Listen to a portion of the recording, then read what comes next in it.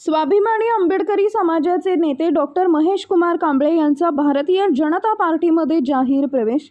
जिल्ह्याचे माजी पालकमंत्री तथा मिरज विधानसभेचे लोकप्रिय आमदार डॉक्टर सुरेशभाऊ खाडे यांच्या वाढदिवसाचे औचित्य साधून आंबेडकरी समाजाचे नेते डॉक्टर महेश कुमार कांबळे यांनी आपल्या शेकडो निष्ठावान कार्यकर्त्यांसह भारतीय जनता पक्षात जाहीर प्रवेश केला।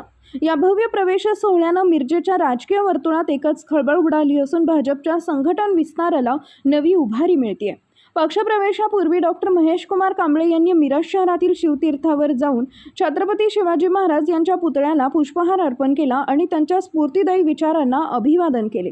त्यानंतर डॉक्टर बाबासाहेब आंबेडकर यांच्या पुतळ्याला पुष्पहार अर्पण करून त्यांच्या महान कार्याला वंदन केले। महापुरुषांना अभिवादन केल्यानंतर डॉक्टर कांबळे यांनी शेकडो कार्यकर्त्यांसह भव्य मोटरसायकल रॅलीला सुरुवात केली। ही रॅली मिरज शहरातील प्रमुख मार्गावरून जोशात मार्गक्रमण करत मिरजेतील आळतेकर हॉल इथं पक्षप्रवेशाच्या ठिकाणी नेऊन समाप्त झाली। रॅली दरम्यान हलगीच्या घनघनाटात डॉक्टर महेश कुमार कांबळे यांनी कार्यकर्त्यांचं जोरदार शक्ती प्रदर्शन केले। आळतेकर हॉल इथं आयोजित भव्य पक्षप्रवेश सोहळ्यात माजी मंत्री तथा आमदार डॉक्टर सुरेशभाऊ खाडे, सांगलीचे आमदार सुधीर गाडगीळ, भाजप नेत्या जयश्रीताई पाटील, भाजप नेत्या स्वाती शिंदे, भाजप जिल्हाध्यक्ष प्रकाश ढंग, महिला मोर्चा जिल्हाध्यक्ष स्वातीताई खाडे तसेच भाजप युवा नेते फारुखबाई जमादार यांची विशेष उपस्थिती होती। उपस्थित मान्यवरांनी डॉक्टर कांबळे यांच्यासह सर्व नवप्रवेशितांचे उत्साहात स्वागत केले। त्यांना भाजप परिवारात सहभागी झाल्याबद्दल शुभेच्छा दिल्या। मिरज विधानसभा क्षेत्राचे आजपर्यंत ज्यांनी सुजलाम सुफलाम अशा परिस्थितीत मिरज तालुक्याला मतदारसंघाला जे सुखाचे सुगीचे दिवस आणले ते आदरणीय आमचे नेते सुरेशभाऊ खाडे साहेब, नामदार माजी पालकमंत्री यांच्या नेतृत्वाखाली आणि माननीय नामदार गोपीचंद पडळकर साहेब तसेच माननीय देवाभाऊ यांच्या सर्वांच्या नेतृत्वाखाली आपण आज भारतीय जनता पक्षामध्ये प्रवेश केलेला आहे। मला एवढंच सांगायचं आहे की जसा विठ्ठल पंढरपुरात आहे तसा मिरज विधानसभा मतदारसंघात सुद्धा एक सुरेशभाऊंच्या रूपाने विठ्ठल आहे, पण या विठ्ठलाच्या भोवती एक बडवा फिरत होता।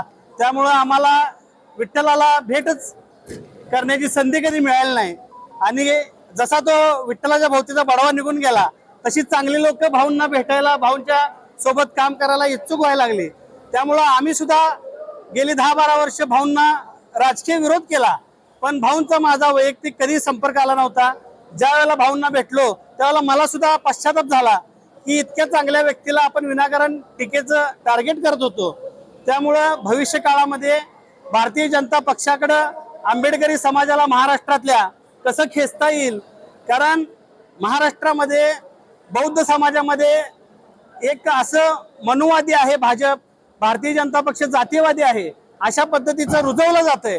पण निश्चितपणानं भाऊनी आणि पडळकर साहेबांनी मला जी संधी दिली त्या संधीच्या माध्यमातून महाराष्ट्रातल्या आंबेडकरी समाजामध्ये निश्चितपणानं आम्ही ब्रेन वॉश करण्याचं काम करू आणि भारतीय जनता पक्ष बौद्ध समाजासाठी किती चांगलं काम करतो, आंबेडकरी समाजाला कसा न्याय देतो आणि जातीवादी सरकार आराराबांच्या काळात होतं, विलासराव देशमुखांच्या काळात होतं का जयंत पाटलांच्या सत्तेच्या काळात होतं, हे येणाऱ्या काळामध्ये आपण निश्चित जनतेला दाखवून देऊ अशा पद्धतीची मी आज आपल्याला ग्वाही देतो।